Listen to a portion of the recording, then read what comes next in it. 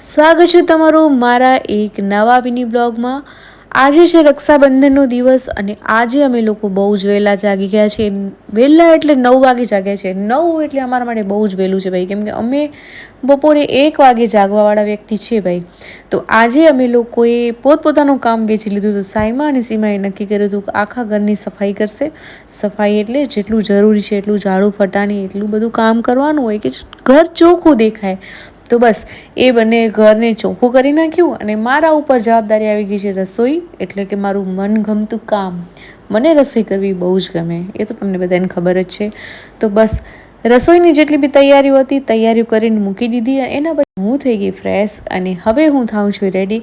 આજે થોડુંક મેકઅપ કરવાનું છે લાઇટ, અને આજે થોડુંક સરખું રેડી થઈશ।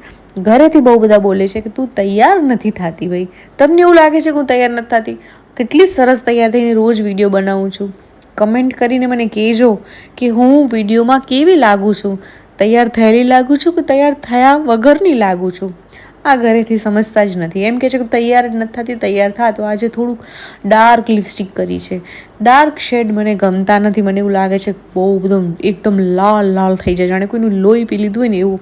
પણ તોય છતાં પણ આજે મેં રેડ લિપસ્ટિક કરી લીધી છે, જે મને એવું લાગે છે કે સરસ લાગી રહી છે। તો હું થઈ ગઈ છું રેડી।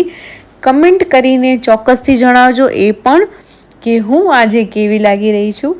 આજનો મારો લુક તમને કેવો લાગ્યો, અને નીચે જઈ અને જોઈએ શું શું તૈયારીઓ બાકી છે। બસ તો રક્ષાબંધનની શરૂઆત થઈ ગઈ છે અને રાખડી બાંધી અને સરસ મજાની ઉજવણી કરી અમે।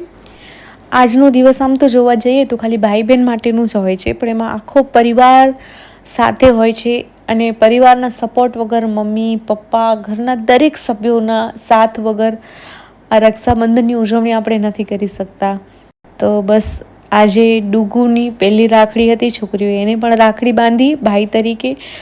ચાય નાસ્તો કર્યો અને હવે થઈ ગયું છે બપોરે જમવાનો ટાઈમ। સરસ મજાની પૂરીઓ કરી છે। આજે હતું મેન્યુ શાક અને પૂરી અને ખીરનો। તો રેડી થઈ ગયું છે શાક, પૂરી અને ખીર, તો જમી લઈએ। તમને મારો વિડીયો કેવો લાગ્યો ચોક્કસથી જણાવજો। ફરી મળીશું, ત્યાં સુધી બાય બાય।